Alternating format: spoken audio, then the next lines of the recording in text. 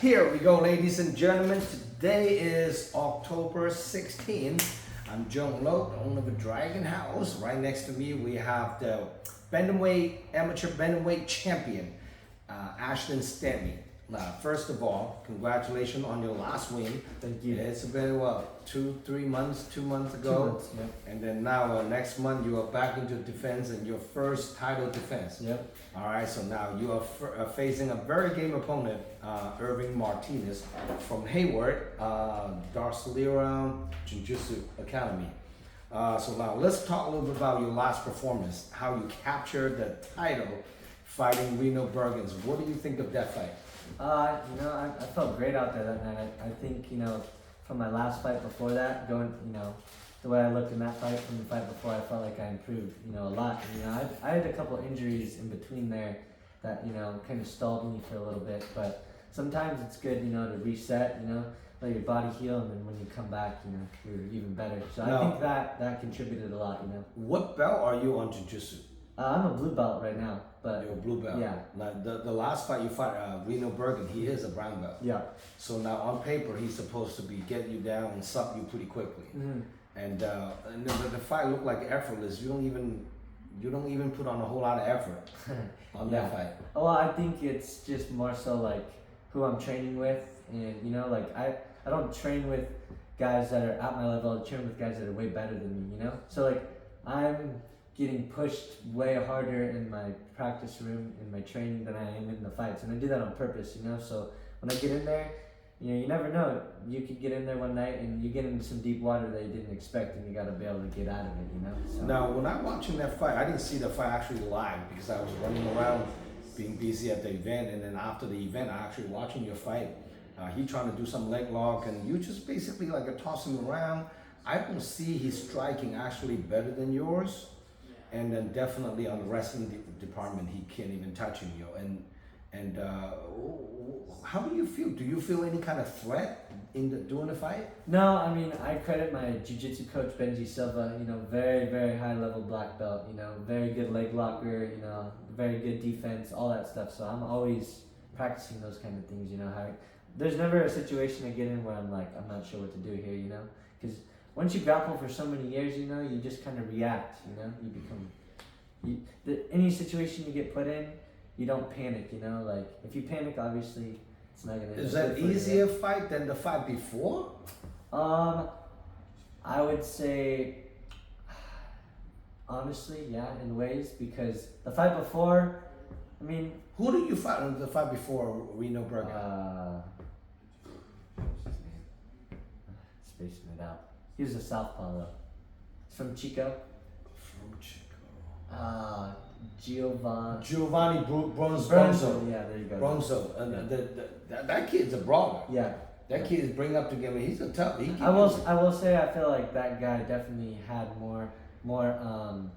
He was more brave to come forward, to stand in the pocket, versus I feel like in my last fight, once I landed a couple times, I think there was a gap there, like, oh dang, I need to like stay away from that. I did not like that. I could see it, and whenever you can see that and capitalize on it, that shows that your cage IQ is shooting up, because there was moments in the fight where I purposely didn't expend energy because I know I didn't need to, like at the end of the rounds, going for a stupid scramble that I didn't need to go for, just let the clock run out because I already won the round, got a knockdown, takedown, boom, so I think a lot of it is just knowing when to go for the kill and when not to, and that, I think being in the amateurs, it helps a lot, before you go pro. So. Now, in the whole fight, does he have any kind of submission can be a threat? Like, some leg locks and...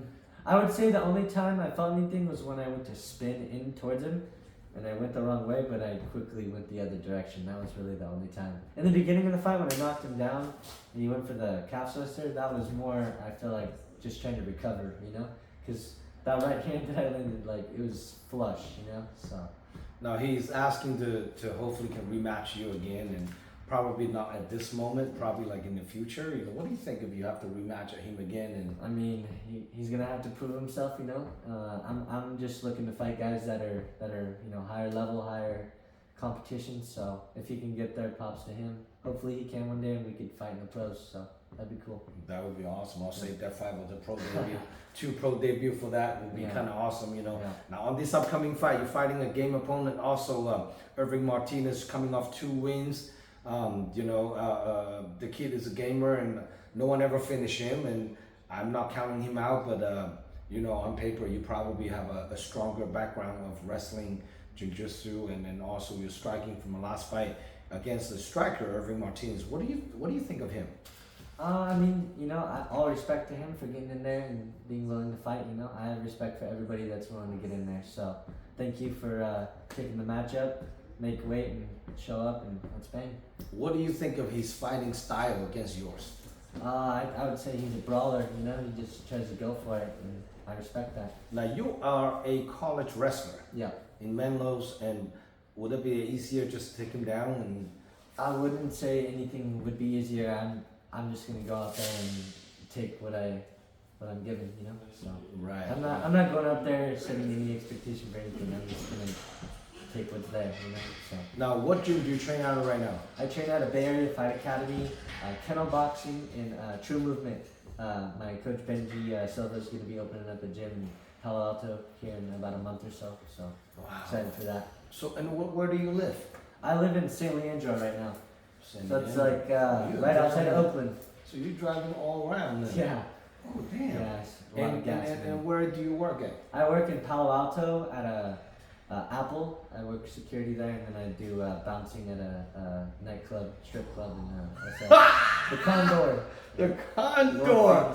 That's a classic. Now, is it a lot of interesting story at the Condor? Oh yeah, it's like I get extra training, having to like fight drunk dudes and stuff. Ah. You gotta be careful though, because they're drunk. So Do they do a pat down before they go? yeah, we have like the little metal detector deals, because people bring guns in and stuff. Oh shit. Yeah, people are crazy. There's a lot of pimps and gang association with the clubs, So it's kind of messed up the club lifestyle, the nightlife for people because they're scared. They don't want to get in those situations. Are you be able to stay focused working a strip club? You see all this girl coming in. Yeah. I mean, it desensitizes you like crazy when you go into public. You're just like, you see a hot chick and you're just like, oh whatever. Like I see naked girls every night, and you're like, it's not. But it's not a good thing, anyways. Do you have a girlfriend? I'm talking to somebody, but yeah, soon, yeah. One of the girls work there, or what? No, heck no. No way. But you live out their tips too, right? They tip Yeah, you too, right? yeah. So But I don't give them the tip though, so. That's good.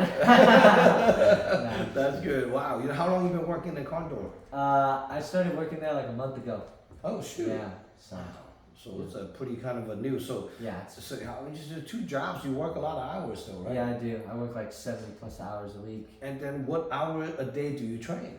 Usually around 6 or 7 p.m. and then go train for an hour and then right over to my other job. Damn. So you got a lot of driving. Yeah, I do. Wow. And you have to cross the bridge too. Yep. $7 every. Yeah, 14 because I go to Palo Alto and then back over at Oh SF. shit! Yeah. $14 a day. Yeah. Just on the bridge. But you gotta think I'm making double. I'm working 14 hours. So Well, that's true though. That's some good tips and. you gotta give some, take some to give some or whatever. Now you're wrestling in Menlo Park, and are you still training with all the old teammates in Menlo? No, I've moved on.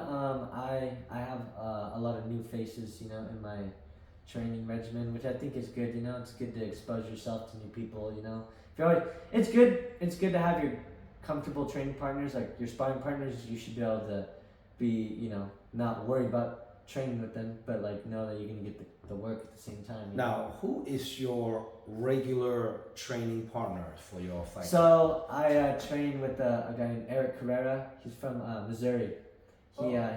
He's gonna move back out here to California. He fights a lot of amateur fights out there in Missouri. He's from St. Louis, Division I football player. He's a stud. We spar a lot. He's like my main sparring partner. But he's back home right now. So I have another sparring partner named JT Donaldson. Fought some Bellator fights. Yeah. JT. Fought AJ McKee actually. He fought on my show too. Yeah. JT's awesome. JT Donaldson. That's your main training partner now? He's one of my main ones. Yeah, he comes over and spars with us at Bafa sometimes. So he's good training for me. Do you train with Jeremy Escota too? Yes, Jeremy's good training partner. We always have good But stuff. Jeremy's fighting on this upcoming card too, and Yeah.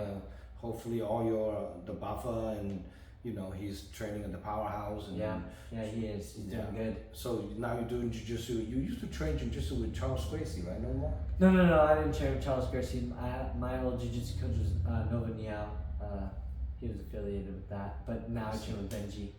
Ever since And then I Benji graduated. is in East Palo Alto. Yeah, no, he's in Palo Alto now. Palo Alto. Yeah, I'm not sure the exact location, but They're I think it's opening a new downtown. gym. Yeah. That's good for him, man. Good for Benji, We've man. been training in his garage, so it's cool. We're getting good scraps in there. Well, that's awesome. It's all Yeah. private. That's a private lesson right there. Yeah, it is. All the attention you need. You know? No, it's good training, man. Because when you're in a small space, you gotta have a lot of control, but at the same time, be able to scrap.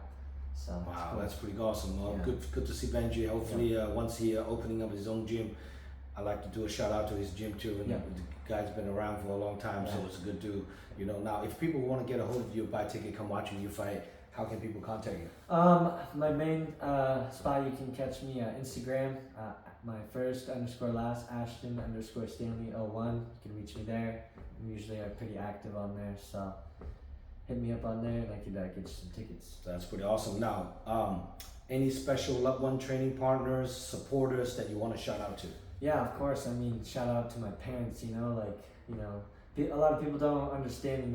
Just because we're fighters doesn't mean we don't have hard times outside of here. So I really appreciate my parents for always being there for me and keeping me on my feet so I can fight and do the best I can. So love my parents, and then obviously my coaches at Barry Fight Academy, Kennel Boxing, and then Benji True Movement. Appreciate all those guys. Have a lot of love for them. So that's pretty awesome. Now, do you have a big family in the Bay Area?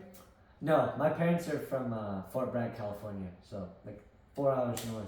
Oh shoot! Yeah. So they pretty much. That's why a lot of my family and stuff they watch from home because it's such a far travel, and then to pay for a hotel, and then a lot of them are older, so coming down the Bay Area is overwhelming. People that don't live here, they get. They don't like the one-way street on San Francisco. Yeah, the traffic, the hills, it freaks them out. So I don't blame them. I mean, shit, that's overwhelming for even people living here. Yeah, Shit, exactly. Now, this event's a live stream pay-per-view as usual, so your family usually order the pay-per-view, watch at home. Yep. That's pretty good. So you got brothers, sisters? I have a sister. She actually plays rugby at San Francisco State. No way. Yeah, if she wasn't doing that, she'd probably be fighting. Do you ever think about getting your sister involved in MMA? I mean, I'd be scared for all the women out there if she did. My sister's a beast. A big girl? Yeah, I mean, not big. She's just strong. Strong. Yeah. Well, rugby is a rough sport. Yeah, that's what I'm saying. So she could do that. Now, how old is your sister? She's 18, gonna be 19 in February. Damn. Wait, no, 19, gonna be 20 in February. Damn, that's crazy. That is the age where you get into MMA, do a little this and a little No, that. she played varsity football in high school, so. Shit. Yeah. Wow. She's not. Did she ever come watching you fight live? Yeah, she came to my last one actually. It was the first one. Is she coming to this one? Yeah, she'll be at that one. She goes to San Francisco State, so she's right over here. Oh shoot! Yeah. That's My grandpa awesome. got to come. It was cool. It was a Wow. lot of fun. Yeah. Well, hopefully I get to meet his family and another awesome event going down November 9th. Stay tuned. Check out DragonHouseMMA.com. Don't miss it out. It's a huge stack card. Over 20 plus fights, and door open at 3 p.m. First fight kickoff at 4 p.m. That's the amateur. Pros kick off around 7 p.m. So do not miss it out. It's a huge start card, so it's gonna be great, And for more information about our upcoming event, grappling tournaments, next upcoming event, follow me on Instagram, Dragon_House_MMA, and subscribe my YouTube channel. Give me some love and support so we can keep doing what we do to provide all these fights and all this good platform for all the local fighters. Now, if your opponent, Irving Martinez, watched this interview, what do you have to say to him? I mean, I don't really have much to say. Just appreciate the fact that you're willing to get in there and fight. That's it, really. He's gonna try to take the belt from you. Yeah. Well, we'll see. And you're not gonna happen. You're not gonna let that happen. So pretty cool, man. So one more last question: who is your favorite UFC fighter? Oh, favorite UFC fighter? I would say Corey Sandhagen. Corey Yeah, Sandhagen. the Sandman. Wow, the Sandman, huh? Yeah, he's a Wow. beast. Even though he lost his last fight, he's an animal. I think he deserves a title shot. Yes. Because he's beaten a lot of the top ranked guys. Now, do you think that the Nurmagomedov, the 135, He's gonna be the champ. He's gonna be the champ? Yeah, anybody even have a chance to stop him? I think Marab has the best matchup stylistically against him, but I still think Marab's not going to beat him. You know. I don't think Morab stand up can. But I also don't think Umar's been pushed at the pace that Marab goes at before. You know, so that could be it too. Because he broke Sugar Sean's mental big time. You could see it. But when he put him down, you know? also people don't realize it. Sugar Sean O'Malley coming into the fight will have a really torn labrum, yeah. Torn labrum. I Yeah. mean, but he doesn't want to pull it out because you know how much. But they you know, pay at the end of the day, you know, there's fighters fighting in world championship fights with big injuries and they win. You know, so I mean, Yes. we all have injuries, but like, yeah, for sure. I just know, like watching his last fight with Sean O'Malley, he wasn't the same as before. But how do you know he didn't have a torn labrum in the fight before that? Well, Right? he did, but as soon as after the fight, now he's going to surgery. He's probably going to take a whole year off. But he had like 8 months to do it before this next one. The problem is, the paycheck is so big. But he's so loaded. He don't need that paycheck. Well, as low as they want it to be, I mean, extra Yeah. $4 million is not. It's Yeah. not 400,000. He could retire today and be set for life. He Yes, doesn't I fight. mean, you're talking about like $4 million before the pay-per-view commission, and I mean, I think I look at his payout was like a 3.8 or something. Yeah, he's definitely the highest paid fighter. Yes, Him and Pereira, probably. And then on top of the commission, so I mean, for him to pull out of the fight, it's like I see him in like every commercial. He's in everything. Yeah, that guy's he's definitely done the next. Not quite Conor McGregor yet, but No. he's heading the. Well, that I direction. think better because once Conor McGregor won the belt, he never defended it. So Yeah, that's true. and you know the MMA that was 10 years back, so the sport has grown drastically since then. Well, the thing is, you become a champion. If you don't fight for like a year or two, people just forget about it. Like, look at the crossover from all. Like, imagine if Rod Tank did UFC or won championship. He would learn how to wrestle. He'd be killing dudes. I know those MMA fighters would not want to fight Rod Tank. You know what I'm saying? Well, you know, I'm curious as you know, Nurmagomedov is going to be the next person in line. So him and Merab is going to be the title fight, right? Yeah. It looks like it. Yeah. So fuck, man, so high turnover. People get a title fight and then one or two, like especially now the welterweight, like you don't see like the old days people like Reigning champs. Like, yeah, you know, everybody become a champion in 1 or 2 fights and the next champion comes out. Volkanovski and Usman were the 2 guys that held it for the longest. Yeah. And obviously John Jones, but he fights Yeah. it. Well, John Jones and George St. Pierre back in the day, and But George St. Pierre was more of a like take you down and hold you down kind of guy. People, I mean, I respect it a lot because I'm a fighter, but the fans, they're like, oh, that's boring, you know. Well, he has what, like 11 title defense.